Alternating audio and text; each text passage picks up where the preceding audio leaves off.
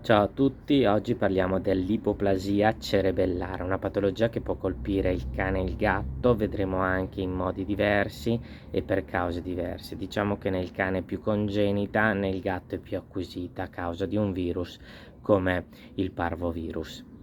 Prima di iniziare questo video vi ricordo che in questo canale parliamo delle patologie del cane e del gatto e cerco fondamentalmente di spiegare a voi proprietari di cani e gatti in modo un po' più semplice alcune patologie che colpiscono i nostri animali domestici. Quindi se siete interessati iscrivetevi al canale, nel canale troverete già una serie di video relativi al cane e il gatto, le patologie del cane e del gatto. Inoltre parliamo anche di diverse curiosità a volte, come per esempio come viaggiare col cane e col gatto, oppure alcune tematiche magari legate alla burocrazia e alla legislazione del cane e del gatto.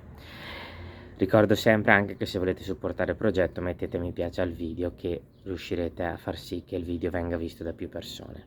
Partiamo subito con l'ipoplasia cerebellare. Come vi ho detto, nel cane è più congenita, colpisce alcune tipologie di razze come per esempio il Chow Chow, il Fox Terrier a pelo ruvido, il Siberian Husky, il Setter irlandese, mentre invece nel gatto è più acquisito a causa di un virus, il virus della panleucopenia, fondamentalmente quando infetta l'utero di una mamma di una gatta gravida, oppure quando vengono utilizzati dei vaccini vivi che però attualmente non vengono più utilizzati.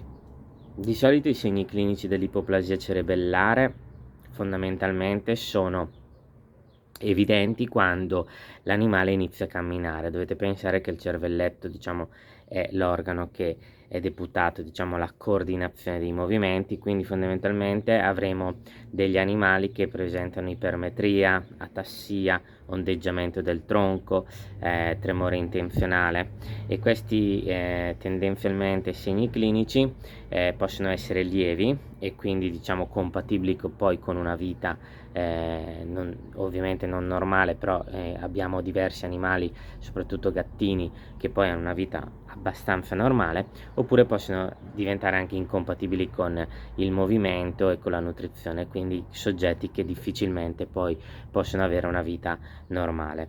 Nel cane questa ipoplasia cerebellare può anche essere, i segni clinici diciamo che possono mimare un'ipoplasia cerebellare congenita, possono anche mimare diciamo un inizio invece di una patologia neurovegetativa che poi sarà invece progressiva. Generalmente invece nell'ipoplasia cerebellare congenita, una volta che si sono manifestati diciamo i segni, tendenzialmente non c'è un peggioramento, quindi possono essere dei segni lievi o dei segni gravi.